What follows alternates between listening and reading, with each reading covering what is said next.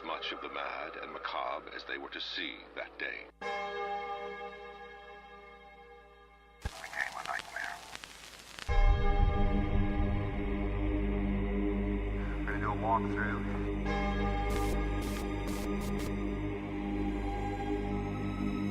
Over 1,300 pieces of evidence were collected from the crime scene. Scratch marks along the wall.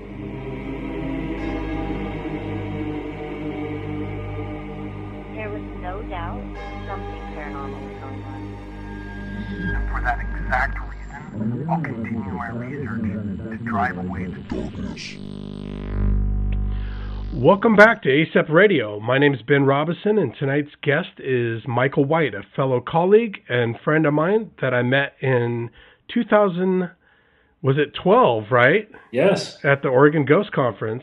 You spoke on the auditory pareidolia, which dealt with the acoustic end of how our minds are always trying to discern what we're picking up. And you currently run a group by the name of PRI, which stands for Paranormal Research and Investigation. And your focus is actually on more of the studies and trying to understand how we, the people, the investigators, are actually interacting or playing a part in our investigations. But you also do investigations from time to time as well. So welcome to the show, Michael. Thank you very much. It's good to be here. Yes, and I'm good. I want to say real quick that Michael and I have already had this conversation. I think it's good, worthwhile radio to point out the fact that I had already recorded this and found out the software I was using was not. So, at any rate, we're going with round two, and I appreciate your good sportsmanship on this. It happens to me all the time, so yeah, no worries. Well, at any rate, so like I said, we met, and I found myself already interested in your topic. When I saw that was on the roster and you were going to be speaking about the auditory pareidolia, I felt like it spoke to me a little bit more because of that technical end of it. And I made sure that I took the time out and carved out to get away from my booth to come down and sit down in the audience and listen. And I'll never regret it. I was literally glued to my seat, listening to everything you had to say. Crazy glue will do that. Yeah, crazy glue will do that. And I felt like I needed to talk to you afterwards. And I'm really glad that I did, because you and I align very much on our approach, as well as our mentality to doing paranormal research. So I want you to kind of, for our listeners' sake, just give yourself a rundown of your background, and what you were raised as and what made you a believer. Wow. That's a tall order. Okay, let me see. I guess a lot of my interest started with an event that I experienced when I was 7 years old. We lived in a very small apartment, and it was a type of place. There was 5 of us living there, and it was a type of place that if anyone was walking anywhere inside that apartment, you could feel the vibrations and hear their footsteps. And right. I woke in the middle of the night. I'm just going to say it was like 2 or 3 o'clock in the morning time frame, by hearing someone walking, and the pace was picking up and going toward my room that I shared with my 2 brothers. And I remember being so scared and throwing the covers, over my head and just trying to be as invisible as possible, because I knew for a fact that whatever was coming for me. Right. I just knew it. And the the stomping stopped right next to my bed, and the next thing I know, I was being lifted up, and then I was tossed across the room, where I landed between the beds of my two brothers. Wow. And I remember just staying there, kind of in shock, trying to, become invisible if at all possible. And then after a few moments of that, started screaming and crying. And when I explained this situation to my mom and dad, it just wasn't received very well. And I think a lot of that had to do with the fact that it was a very, Catholic household, and Right. anything that was supernatural or paranormal was generally demonic in nature. So it didn't really get any kind of resolution. So instead of becoming fearful of all that sort of any events that happened that were paranormal, I kind of went the other way. I became fascinated by it, and to the point where the emotional response was no longer fear, it was anger, or Fascinating. being aggressive, toward it, Right. from my end, so the fear got kind of pushed aside, even as a kid. I was even finding myself. Why do you think that was? I think that has a lot to do with just, individual response to situations. Some people, I think, prefer to be a victim for a long period of time, whereas other people will, kind of turn the situation around so that they're more Dominating or in the control. Exactly. Taking control of the situation, so that they are no longer a prey, so to speak. And that's the route I took, even as a youngster. So, I was doing a lot of paranormal thrill seeking. At the time, going to friends' houses. We even broke into a few houses, that were supposedly haunted, but nobody was living there. And Right. I think we've all been guilty of that one. Yeah. So, doing that as a kid, what equipment do you have? I mean, you don't have any equipment. You're there just for the personal experience. Correct. Which really is enough for the most part.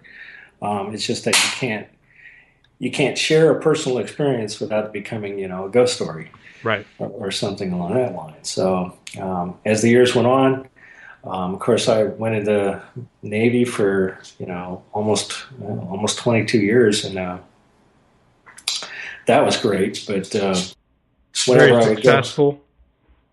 yeah, I was able to do a lot of cool things. I started out in the submarine force and in navigation, then I moved into tactics, and then I became a tactics instructor, and then the Russians wussed out, and I got bored and kind of went into the intelligence field, and that's kind of where I ended up and finished up. So, so I mean, I had a lot of great experiences in the Navy. One of the best things is that I've been to over 48 countries.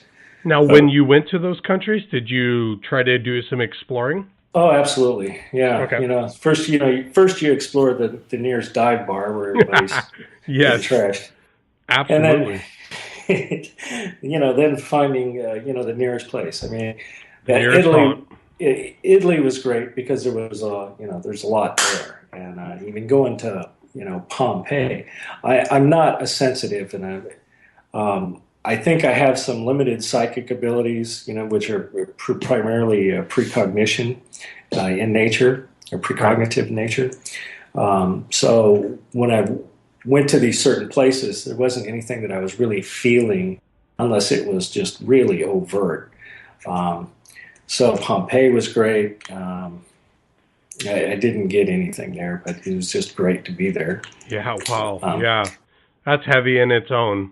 Yeah. There was a fort in the Caribbean called St. Catherine's that I went to. There, I was in, it was kind of like a catacombs type of a situation where I was walking through by myself. And I got a voice in my ear that said, "Michael." and except it didn't say it nicely. It said it in a very threatening tone. And I just kind of laughed at that point, because it's like, okay, now what? Right. Know? I'm by myself, which is something you should never ever do, and I think Elaine Davison would probably agree with that. But it was one of those situations. I literally laughed, and it was like, okay, what? You got my name, now what? Right. And there was nothing after that. So, at that point, I think, as a matter of fact, that event, when I rewrote my first book, I put in a chapter discussing motivations of spirits talking to us, why they would want to do it. And it was because of that event. It was like, okay, what was the motivation to say there was a spirit in that old fort, wanting to say my name in a threatening manner? What was its motivation for doing that? Sure. I would suspect that the motivation would be, I'm not wanted. So what's the best way to get somebody out of there, is through fear. Yeah. And that's kind of where I'm deficient. Well, real quick, tell me, what was the name of that book? I feel really silly that I actually don't even know the name of that. I'd love to plug that. Oh, please. Yeah, that would be great, because that's what pays for my website. Please buy his book, people. Yeah, there you go. Chasing Thin Shadows, A Beginner's Guide to Paranormal Investigating. Okay. And it is just that. I mean, if someone has been investigating for a good number of years, honestly, that's not the book for them. But, if it's somebody who's interested in getting into, the field, it's going to save them a lot of, time and effort, having to figure everything out. Yeah, the learning curve gets reduced quite a bit reading. Considerably. Well, it doesn't matter with me. I promise you I will be buying that. But the one requisite is you have to give me a signature. I'll just sign it Karen Frazier. Is that okay? Yes. No, actually, Raul the pool boy, I would prefer. Very cool. So, I said that jokingly, and I was not disrespecting Karen. Oh, no. But, we love Karen. I love Karen. When I published the very first book, that the second one, the one I just gave you the title, Replaced, Elaine asked me for a signature. Mm-hmm. And she asked me in the morning following a paranormal event, and man, my head was just not clear at all. And I think I wrote, the inscription read something along the lines of, since I'll never be famous, I'll just go ahead and sign this as Karen Frazier. And that's awesome. Yeah. I might start doing that. I like that. You want to hear a funny one? Sure. I just went to, just for a side note real quick, I went to the show Ghost Minds season finale episode on Wednesday. Oh, very cool. Yeah, it was a lot of fun, packed house. They did a canned food drive. They were raffling, or not raffling off, but just handing off gifts, to people who attended and got a little ticket.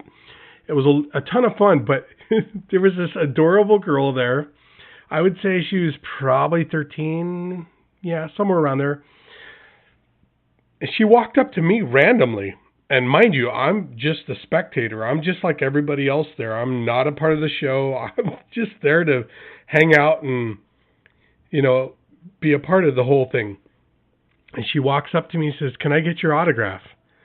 And I was faced with that dilemma of like, sweetheart, I'm not in the show, or I'm not anybody. I'm just a regular guy. And just sign it for her and, fulfill her need to just do whatever she's doing. So I went with plan B and I signed it. So somewhere out there is my signature, my autograph. I thought that was really, it was funny. Well, I hope she's not an identity thief, but yeah, right? for you. For all I know, she's already writing off expenses in my name. But Oh man. I'll be talking to her soon if I find her. I'm a network engineer. I'll track her down. There you go. So you don't only study supernatural phenomena, right? Correct. Okay, what else do you study? I think our team is really interested in the gambit. Everything from PK, ESP. I'm really fascinated with remote viewing right now because it's a cheap way to travel. And but I mean, we don't really limit ourselves to anything. I mean, each member of the team, has and of course I'm going to plug my team. Katie Jones and Matthew Casada. Absolutely. Two of my dearest friends on the planet, and I'm just so proud to be on the same team with them. But everyone has their own little interests and specialties. So I mean, cryptozoology is definitely an interest, and how would you say ufology? Ufology. Yeah, ufology. That's the way I believe it to be said. Yeah, and perhaps maybe I'm slurring a little bit, but no. Yeah. No, it's actually it's one of those words when you look at, well, cryptozoology is actually one of those words as well, but I think you and I have been saying that one enough in the last hour since we're on round 2 of this that Right. We've got that one down. Ufology is a hard one, I think. I think it really plays with you when you look at it and, phonetically, saying it out. It's not even a real word if we're honest. It's just something we've kind of, it's the field is dubbed a word. However, it's not adopted as a word. I think even cryptozoology is not considered a word. It's, there's cryptid, but there's, anyways, I digress. But at any rate, so what I want to get into here in a second, we're going to probably take a break here in a moment. I want to get in to talking a little bit about some of your experiments and the studies that you're doing with those. So we'll be right back with ASEP Radio.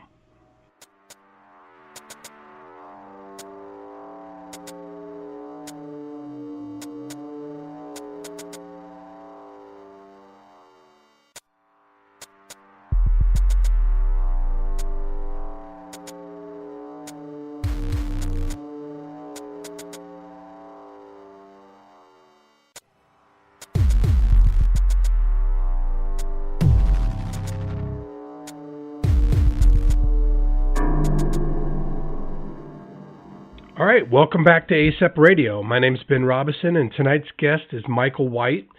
Where we left off was talking about his experiments, his studies, and tonight what we want to do is,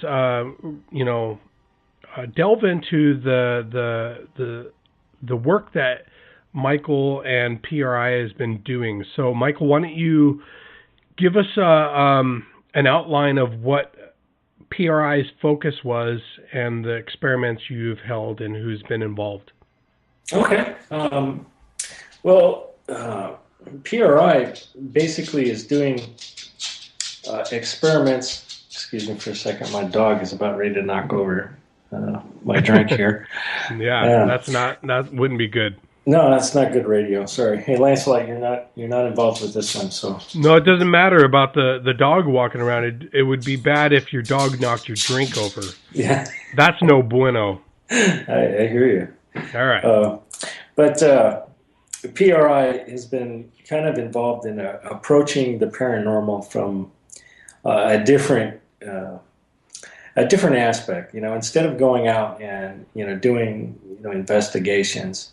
Like other people. What I kind of want to do is I want to focus on one particular aspect at a time, and that whether that aspect be EVPs and how they're generated, or manipulation of various pieces of equipment that investigators use through PK, whether that's from the experimenters or whatever, but trying to target things so that when people go out and do these investigations, they recognize that there are other factors than just the standard black and white. It's a ghost manipulating the equipment. Yeah, that's so important in my opinion. Yeah, the dynamics that are going on are so involved because you have energy from the in general environment. You have potential entity energies that are there, but the investigators themselves are also bringing a lot to the party there. Through their emotional state, psychic ability, just how they're perceiving the events that are occurring around them. Right. So you've got an entire orchestra of different factors going on that make up what we are looking at in the paranormal picture. That I think that we're ignoring a lot of we're ignoring the string section and the wind section. Ooh, and I like focusing that. and we're focusing on the percussion. Yes. Yeah, that's a great simile. So I think that's what the experiments are kind of leading to, being able to identify those extra parts of what's going on in this puzzle. I think our team recognizes the fact that we might not be able to figure out all of the variables that are going on there. And it's quite possible that what is actually going on might be beyond current human capability for processing. Sure. But I would agree with that. It's still a matter of, we want to do what we can. It's a matter of due diligence on PRI's part. Absolutely. And I imagine that has something to do with your mission when you formed PRI and the group said, okay, what is our purpose here? Yeah, exactly. And I think our mission statement on our page, spells it out pretty good. And I've been really fortunate to meet a lot of people in the community that are willing to help out. I mean, your group helped out. Is it a former group now, or? Yeah, okay.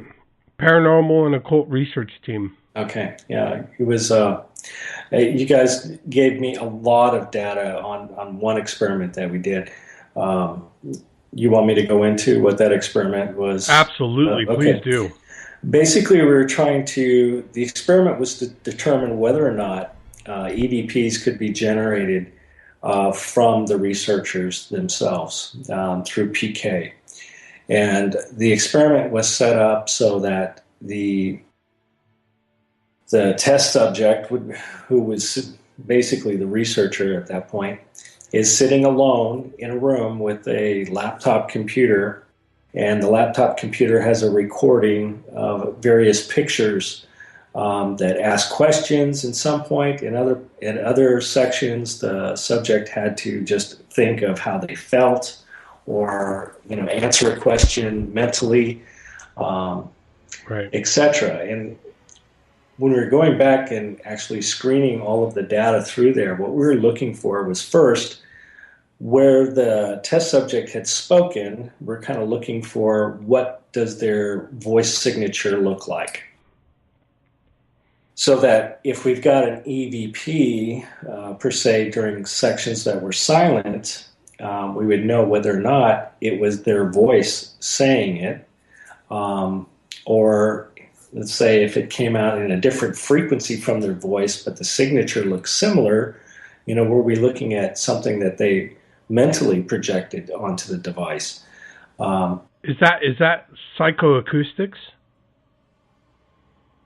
And honestly, I threw that out there. I'm not sure. I don't know enough about psychoacoustics, but I wondered if that might play into what was a dynamic. I guess that phenomenon, it could be called that. Okay. Psychoacoustics to me would be more on the processing end of processing sounds, or maybe not processing, but perceiving them. Right.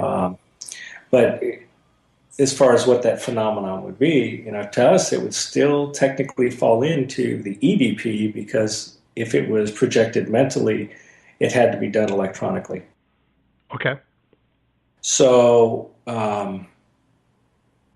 anyway, that's pretty much how the samples went for that particular experiment. But the experiment itself was flawed, and that was my fault 100%, because I did not specify that it had to be a soundproof room where the experiment was taking place. And so it's one of those things. You learn from your failures. You lick your wounds, and you move on and refine the experiment. Because I think the experiment itself is still valid. I absolutely agree. It's a very admirable approach, and I think that so much can be garnered from it, by doing this. I'm sure you know this, but you've got such a good support group of other colleagues out there that amongst us, when you want to circle back, when you come back to this particular experiment, we'll be able to provide that, scenario where we have this environmentally controlled environment that we can put our subjects in, and they can then be a part of this case study, and we can get those results that you're looking for.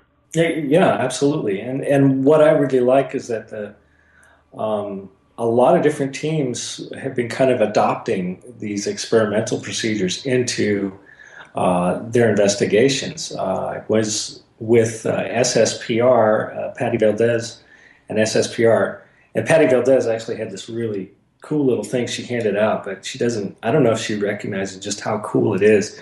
I don't know if you can see my pen here, but my pen has a little light just rubber banded onto it so that you can use it on investigations, right, and see what you're writing. I would have not have thought of that. I would have carried a separate flashlight, but this is just one of those little things that you pick up from other research. I think that's important, and I commend people for those little discoveries or those little wins in this field. Everything that helps us make things more conducive or more pure and genuine, I think that's what we should give everybody, kudos for. Yeah, absolutely. And so I agree with you. That's great. That particular investigation on the Turner Joy, Patty was actually introducing control questions for people to use when they go out and did their EVP sessions. And so I really liked how that team actually, had a brief at the beginning and explained which teams were going where on the ship, and also what the control questions were to ask. You could ask EVP questions on top of that, but if everyone was asking the same thing when they were going to these areas, and that's really good, because you're looking for similarities. Did everyone get an answer, and was the answer the same? Right. So and it's little things like that, just introducing these little experimental advancements protocols and just anything that helps move it forward. That's a good thing. So give us a little bit of information on your next experiment regarding remote viewing. Yeah, this one is probably, the next experiment is going to be kind of built off of the first. We had a very successful remote viewing experiment. What we were looking for was to see whether or not the equipment that we use normally, talking Bell meters and other types of EMF meters, as well as audio and visual recording devices, could be manipulated through PK. And one of the things that I was thinking when I was devising that experiment is that finding somebody with a lot of PK ability would be kind of tough. So who did I know that might have more than the average Joe? Sure. So I contacted William Becker and Ellen Almendinger so that they could actually remote into the experimental location to see if they could manipulate the researchers, which was the PRI team, and the equipment that we had laid out. And now, why did you choose them? Because I knew them. Okay, that's fine. And but what did you know about them and their abilities? Well, here I was fortunate enough to know about both of their abilities to do the remote viewing of various locations because they had spoke on the topics at various conferences, and they were very detailed. And because I also knew them, I knew that they weren't that they were the real deal. That I wasn't dealing with somebody who was just out to make a big name for themselves. So with the utmost confidence in both William Becker and Ellen Almendinger, I contacted them, and I'm really looking forward to working with them on future experiments too. I would agree that you made very solid decisions. If my opinion even matters, but they're great people, very sharp people. I've gone through my own personal struggles over the last year and a half, and not only William but Ellen both would reach out to me, and they could sense that, they could hear it. Now Ellen is way over in Yakima area? Yakima, yeah. Yeah. And I live in Vancouver, Washington, and then we've got William who lives over in the Oregon City area. Right. And both of them were picking up stuff from me. I found that very fascinating, and again, it was out of the blue when they would contact me and say, "Hey, I'm getting something from you." Now, that's something I think you and I need to talk about as far as a future endeavor.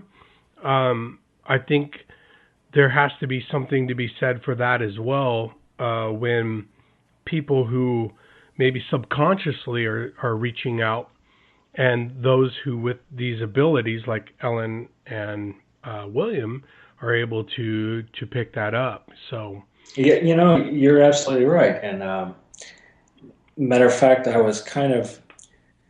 kind of run pre-experiments before I actually develop an experiment. And one day I was just, I have been told that I can project things rather well. And like an empath?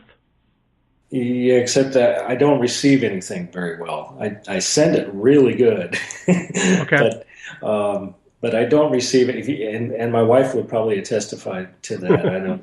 Says I just don't get it for the most part. So that's her job, though. Yeah, that's right. But I can send really well. So in one of the upcoming experiments, there's going to be a section where I want to actually project a physical object in a space. So I decided to practice this in my backyard one day, and I started basically projecting something and focusing on both Ellen and William, which at the time I didn't really think about it, but that's kind of rude considering that they would, receive it. And Ellen, within, a half hour or so, was posting on Facebook that she knew I was trying to send her something and what her impressions were. And, that's awesome. I love that. So that's amazing. It was, and actually she had picked up that it was round and a lot of other things. I had never spoken to her about what I was going to do. It was just unannounced, etc. But what I was mentally projecting was a carousel. So, I mean, she picked it up exactly, that it was just the fact that whatever it is was round. Um, I think that's absolutely amazing. But also at the same time, um, I kind of have to, wonder: were you prior to doing all this stuff? Were you a skeptic of this, their abilities to do these kind of things? uh, no, not really. For a good number of years, I've been kind of a precog. So, and a lot of my precognition would come to me in dreams, but when it would actually come to pass, it was exactly what I had saw, because I'm a lucid dreamer for the most part. And Okay. so when someone does come up to me with something that they're doing or have been able to do, I'm a lot more open and accepting of it. There was a period of time where I belonged to a group that focused in on various psychic abilities and so forth. Um, and they just didn't go in the direction that I wanted to go in, so I didn't stay with them. But Sure. And that so, happens. yeah. I think we all fall into a matter of trying to figure out what works best for us in this field, especially with our intentions primarily, and then I guess our belief systems. That's why I think you have what you call ghost hunters, and then you have what you call paranormal researchers. Right. I'm not, and this for the people out there that listen to this that claim to be ghost hunters and that I'm friends with. Please don't take this disrespectfully, but I'm not a fan of the ghost hunting mentality, and I think there's that psyche end of things that play in. So, anyways, back to what you were saying. That's okay. So anyway, that I don't even remember what we were talking about, but the future experiment, which is what I was practicing for. I'm looking at actually running a lot of mini experiments, and I got a lot of great input from my team, especially Matthew, who came up with some great suggestions on how to actually integrate a haunted location with or what is notoriously a haunted location with some experiments, and those are going to be upcoming. And I'm hoping you're involved with that also. I would love to be, because I mean, I want to test. I want to test the remote viewer's ability to pick up a sustained projection, mental projection. I want to see if the entities that supposedly reside in this location can pick that up and maybe even make comment. You've done some interesting work with the Connect system. Yes. Right.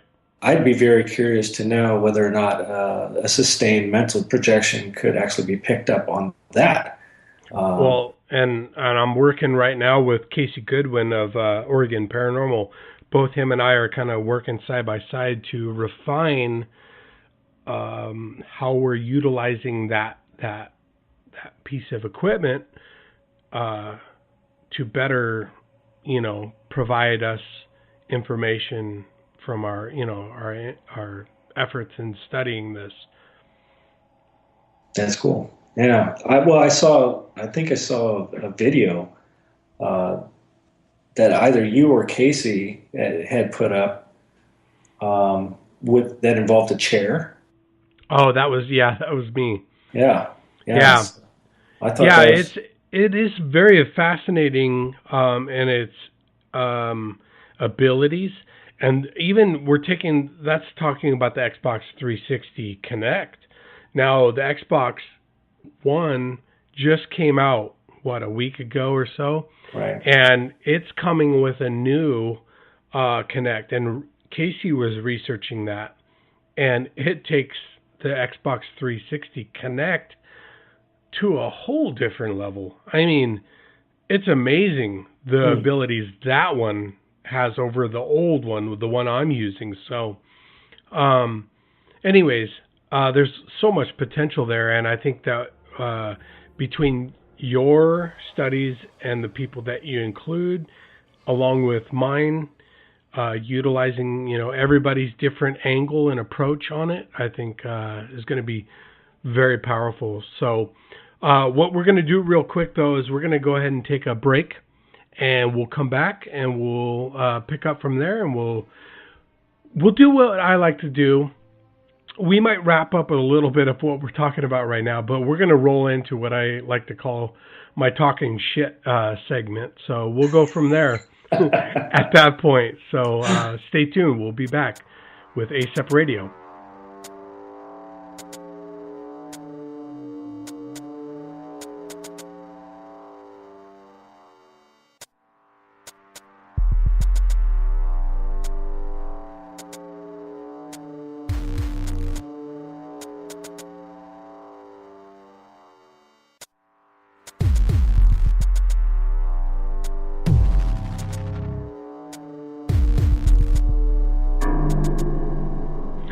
Welcome back to ASAP Radio. My name's Ben Robinson, and we're approaching the last segment with my special guest, Michael White, of PRI and Paranormal Research and Investigation. So we kind of left off on talking about, the experiments that you had been conducting, and some of the ones that you were looking forward to in the future. But I usually try to reserve the last segment of my podcast for a segment I like to call Talking Shit. And in this segment, I want to just kind of,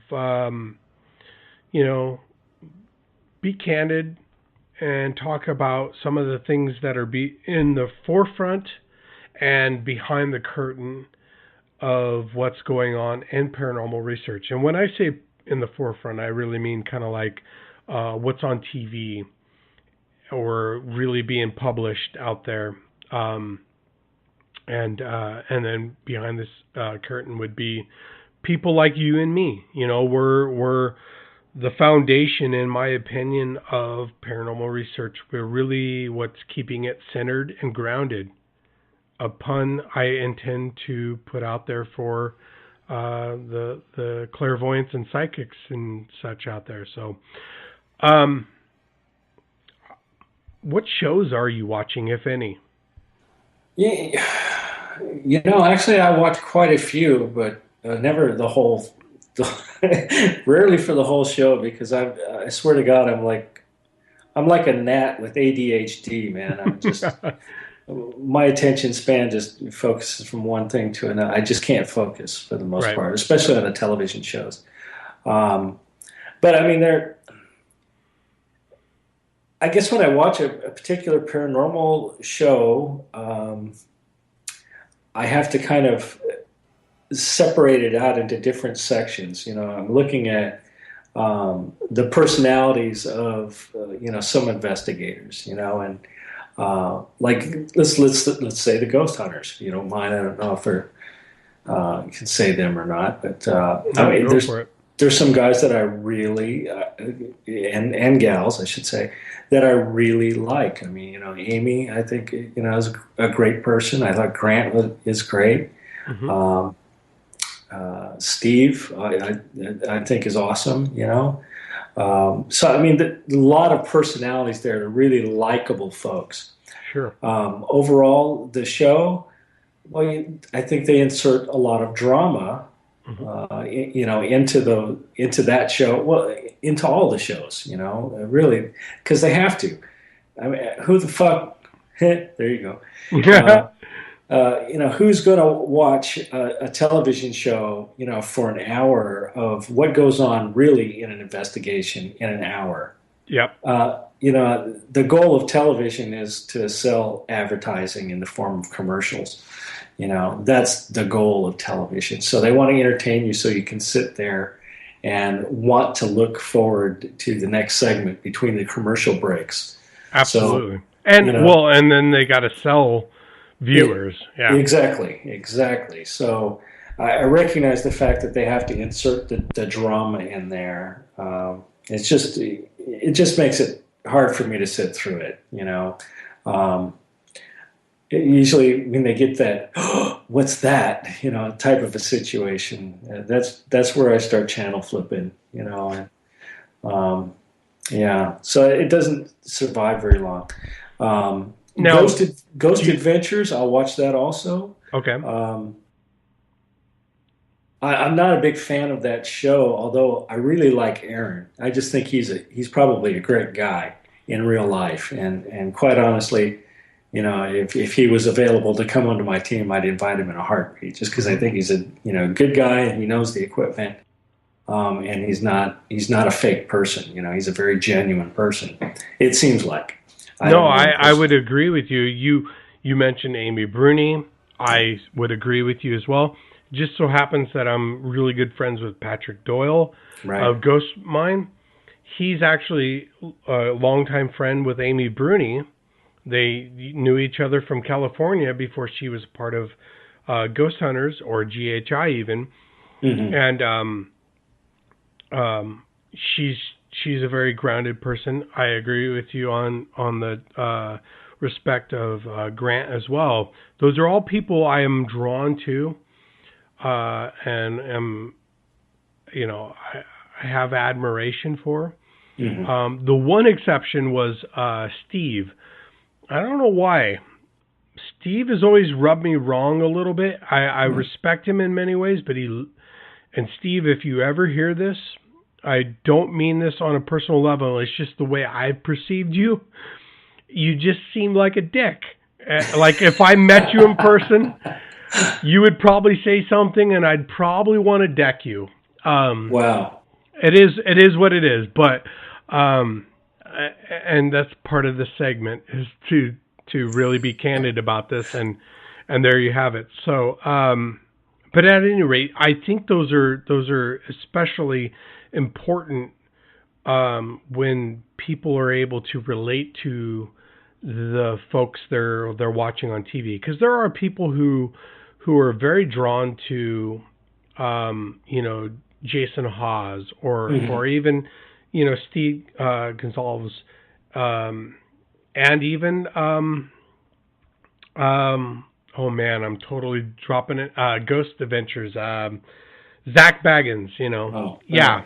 People are drawn to those folks, and I'm not saying they're bad people in real life. It's just they have a different character, and it appeals to them. So, do you find yourself tuning into a particular episode of any paranormal show based on topic? Oh my God, no. I honestly, if I turn on the television, it's pretty rare for the most part. I mean, if I turn it on, it's because I'm putting a DVD in or something like that. Big fan of Netflix. That's my favorite show. Sure. But Game of Thrones. That would be something. I love Game of Thrones. Yeah, Game of Thrones. Great Dexter. show. Oh yeah, Dexter is the best show ever. Yeah. We won't even get into that because I'll probably because I've got the last disc of the last episode coming tomorrow. So I don't want to mess that up. We won't do that to you. I appreciate that, but yeah, it's just some of those shows. As a matter of fact, what disturbs me about some of those shows is when they start talking technical aspects that are not correct. Oh man! I can't. Should it annoy me? No, I guess it really shouldn't. I mean, it's my fault. If I'm annoyed, it's my fault because I allowed myself to be that way. But there was one thing that occurred. I think it was on the Ghost Adventures where they were holding up a digital recorder, and I was familiar with that particular model. And he was, I think it was Zach, was saying that they received this EVP, and I don't remember what the EVP is because it isn't important. but that came in on a frequency lower than what the human ear could pick up. Right away it was like, no. That model doesn't support that frequency range. That's absolutely right. That model, you're looking at 95 to 20,000 hertz on particular model. And the human ear is 20 to, normal hearing, 20 to 20,000, hertz. So that model couldn't pick up. And it's very funny is that the very first conversation you and I ever had was just after my talk there at the Oregon Ghost Conference. And we were both addressing the same subject. That if a digital recorder is picking something up outside of a human ear's capability, and it was actually recording on there, how come we can hear it on the playback? Right. So if we're hearing it on the playback, that means it's playing back at a different frequency, a frequency that we could hear. So therefore, it's been changed. If you think about it, so the term modem, I don't know if you've heard, or I know you've heard of it, but I don't know if you've ever heard of the breakdown of it. Modem stands for modulate and demodulate. So what you're doing is modulating and demodulating, or vice versa, however it comes in and needs to be repurposed so that way our ears understand it. That is the whole thing that throws me for a loop, that I think we're overlooking. Mm-hmm. Yeah, absolutely. So, if it's actually changing the input, how can we trust the output? Exactly. So, okay, what may have gone in as a mosquito talking now has been changed. So when we play it back, it's an EVP of a little girl saying, "I want my dolly." Yeah. I have a hard time with that, but your talking shit section of your show is really good for that. But this started with Zach telling us that a recorder recorded something outside the range of human hearing, which was complete bullshit. Yeah, it was. The problem also is that, and I'm going to credit Casey for this one, is that we talk about photos that we're looking at on TV of full spectrum, right? In reality, it's not really full spectrum we're finding out. We're seeing that what we're capturing on photograph and video of these modified cameras that we're buying at who knows how many millions of dollars across the world, that they're wide spectrum. They're not the full spectrum, they're wide spectrum. Now that's great, don't get me wrong. Right. We're still opening that window, okay? We're still giving ourselves more visibility. The problem is people are believing everything they buy as being what it's marketed as. Right. So when they say, we'll start with your example of a DAR, a digital audio recorder of the same brand and model that Zach Baggins holds up in a video, saying this caught something outside of what we can hear with our human ears, when in reality, if anybody that's an engineer or understands frequencies and knows what the human ear is capable of hearing from the bottom two, and then looks at that device and says, well, wait, no, that doesn't match up, to somebody who's selling a full spectrum video camera or still photo camera and looks at the frequency range and sees that it's actually not capturing the full light spectrum frequencies, right, then we know we're not getting the real deal. So we always need to question what we're working with. I Absolutely. think I think that's a fair. Nobody should ever have an ego, and like Bill Chappell or any of the folks that have been out there that have invented and created some of the equipment that we're buying and using should never have the ego that they get offended by the fact that you, me, Joe Blow, Mary Jane, whatever, whoever is out there that questions it and uses their background and knowledge to try to figure out, some of the caveats or the just the downsides and the upsides, the pros and cons to what we're working with. Right. Well, one thing I do admire, though, is that they are trying to make equipment to suit our purposes specifically. Most of the equipment that we use was designed for something else. We're just happen to use it for right. But of course, there's also some products out there that don't deliver what they say they're supposed to. I would say one of those would be, unfortunately, the Ghost Box. Frank Sumption is the man who invented it. I admire him very much. He believes that he had spiritual influence behind how he designed the Ghost Box. But where we're at with it now, scientifically, or just even when you break it down, it's an AM/FM, right, digital tuner. Right. That scans periodically, and again, that's a very finite period of time between each frequency range. And people are taking the data that they get from this as being golden on a paranormal level, and it's a numbers game. Right. So, well, yeah, I agree with you.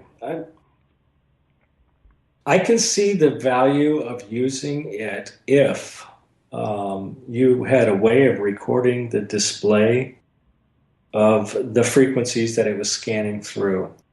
For instance, one of the experiments that we did with the psychic manipulation of paranormal equipment, I actually had a video recorder trained at we used the SB7 in this particular case. Okay. So it was trained at the display. So when we were getting certain hits of audio from that device, we could later go back to that specific frequency that it was received at and see, number one, is there an active station on there? If not, okay, is it bleed over from a few degrees right or left of that frequency? When you receive responses though that span a good distance of frequencies, which is going to be greater at a higher scan rate, it makes you question it. Yeah. But at the same time, that those little snippets of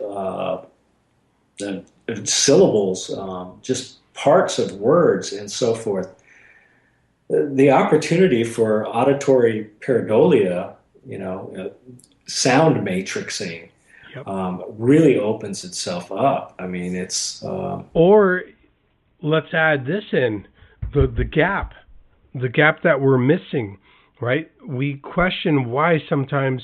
Okay, we ask the intricate question, and we got a very small snippet of an answer. Right. What if, in their trying to answer this, that they've changed something, meaning they've changed the frequency overall. Maybe that's due to an emotional response. Their emotion changed.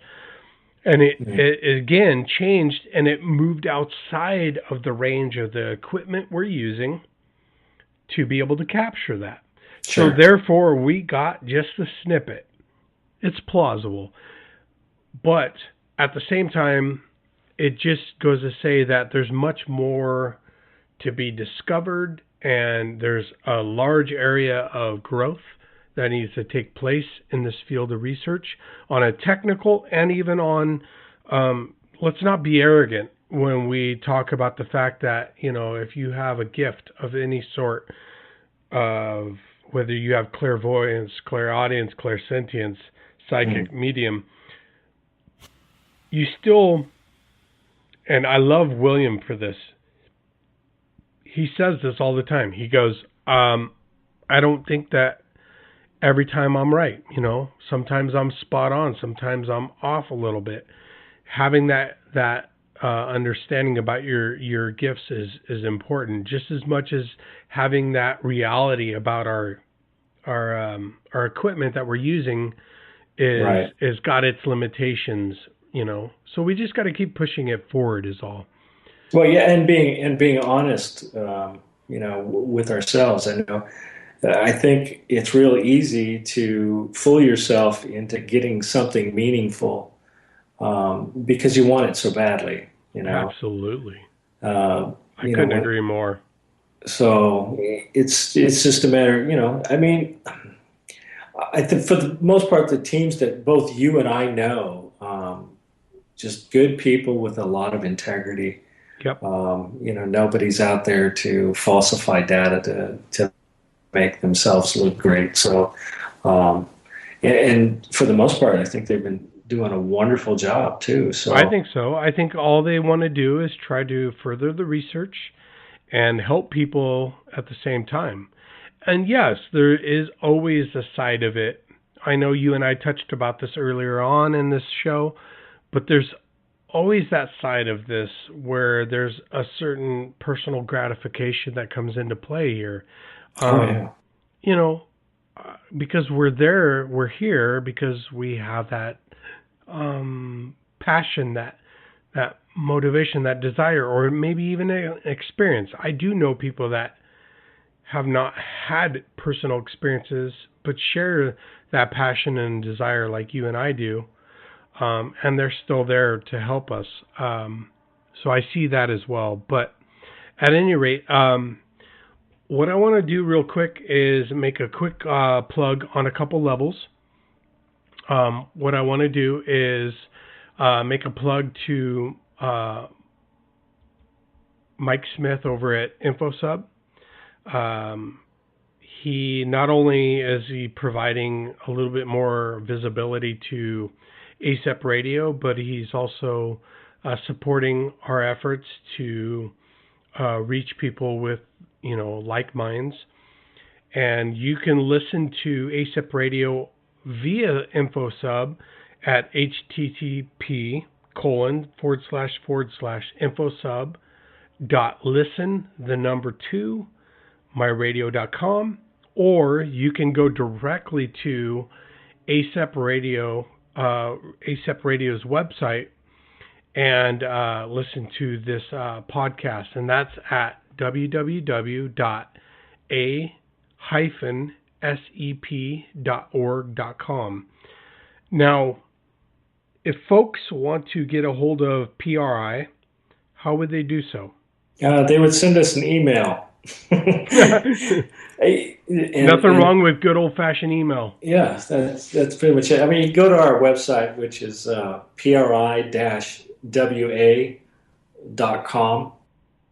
So it made it pretty easy. I was really happy to get that URL. Absolutely. Yeah, and just going to our website, there's links there for email and, be one of our Facebook buddies and all that. But, every piece of research that we come up and all experiment results, I post there for, free download because I'm not hiding anything. Absolutely. Even the failures are listed up there, so you can... One of the other reasons why I am a big fan of you, Michael. Oh, well, thank you. Thank you. So is there an email you would rather people also reach out to, or can they find that through the website? Yeah, it's probably easier to find it through the website because it's really long and involved, and I should have thought about that a little bit more. But no worries. And I probably could make a prettier website, but quite honestly, I'm pulling down 45-hour-a-week job, so I'm doing what I can. Actually, it's a pretty sexy website, in my opinion. I think it's there are, and this is nothing against the folks out there who are taking advantage of free websites, with banners on them. I know a lot of people have an issue with that, but I get it too. But your website is very clean, very easy to navigate. Thanks. And I think it's a very nice looking website. So yeah, I think people will find it useful on many levels. That was the primary goal, especially, putting all the investigation forms and all that for, anybody that is starting their own group, can go and say, gosh, well, does anybody have a form for, coming up with an investigation plan? Right. Which is something I've always, harped on. If you're going to do an investigation, you should have a goal. And if you're going to accomplish a goal, it's best to have a plan. So this kind of helps you organize that. So, that's available for download as well. These logs that they could download and permission forms and all of that. I just kind of put it up there. There's no sense reinventing the wheel every single time, No, and honestly, I once again find myself commending you for your efforts. I think it's important that groups out there, though, take this necessary step to have those forms to, I don't know. It's kind of a protection of everybody's interests, and I think as long as we're doing that, I think everybody's comfortable and everybody's making an effort. And as long as the group is grounded folks like yourself, the clients sense that when they're dealing with them. So, yeah. I want to say one last thing, and that is, I'm a huge advocate of your efforts.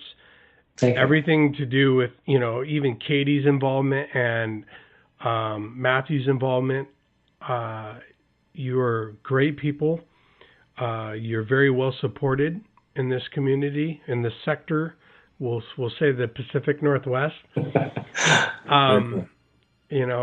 And at the same time, I can't thank you enough for being on my show. This has been super special for me, just because I do have a lot of respect for you, and I enjoy seeing what you're doing and want to help you move that forward. So I hope my show gets thank you, out Ben. there. I don't mean to interrupt you, but no, I feel the same. I feel the exact same way, and I just realized on the counter here, I've talked to you longer than I've talked to my mom in the last 6 months. So I don't want to get in between you and your mom. That's all right. That's the last thing I want to do. No, but seriously, I am very grateful for my, just crossing paths with you and having this opportunity to work side by side with you on things. So thank you so much for being on the show. And if you guys want to reach out to Michael, you guys have the information. Thank you for listening to the show, and we'll hopefully see from you guys or hear from you or whatever regarding it, and stay tuned for the next episode. Have a great night.